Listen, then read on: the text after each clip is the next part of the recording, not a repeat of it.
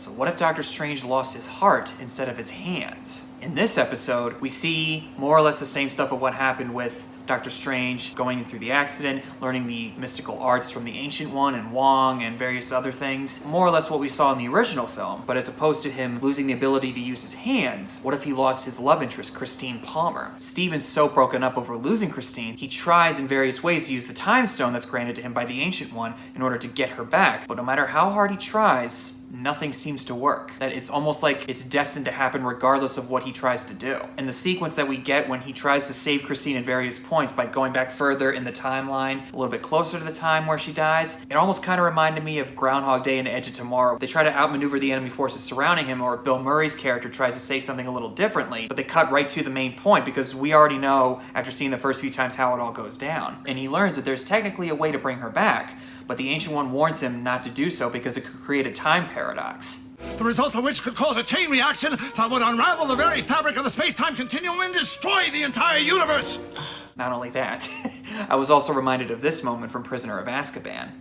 Awful things happen to wizards who meddle with time, Harry. I mean, it's hard to argue, but Steven is so blinded by his desire to get Christine back that he's literally willing to do anything that it takes to get her back. Even if it's destroying the whole universe, which he unfortunately has to learn the hard way in this episode, he doesn't really care. So he uses the Time Stone to go back to this lost library of something. I don't remember the name of it. There's this person there who seems very wise beyond his years, kind of like the Ancient One. Steven is able to learn various ways in order to enhance certain powers to become more powerful in order to get Christine back. The old man tells him that, no, you're still not as powerful. And if you want to be that powerful, you gotta harness the power of these old powerful beings. So he's able to do so, but we realize the Ancient One had a trick up her sleeve. Right before Steven went back in time to the Lost Library, she caused a paradox to cause both the good and the bad versions of Stephen Strange, where the good Doctor Strange realizes what the bad Strange is doing. When the reality starts to crumble down, he decides to go back to the Lost Library to confront his evil self, and it turns into a big battle of wits, and the evil Doctor Strange is becoming really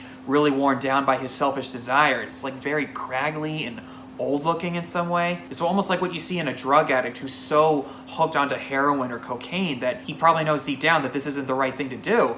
He can't shake it off. He's called Strange Supreme, I just remembered that. Good Strange and Strange Supreme battle it all out together, and I was really hoping that somehow the Good Strange was able to overpower Strange Supreme. That doesn't happen here. Strange Supreme overpowers the Good One and is able to bring Christine back, but then again, it doesn't do any good. Reality is completely destroyed, and he looks to the Watcher for help, but the Watcher refuses to help him. And this universe in particular is completely eradicated to oblivion, except for one small portion of it that Strange Supreme manages to keep intact, and Christine disappears in his arms, and he's left there in oblivion to grieve on his own. It's hard enough losing the love of your life, but then to be overcome by the loss in order to reverse it, and still losing her anyway, knowing that you cost the entire universe, and you're all alone there with nothing but the pain and grief.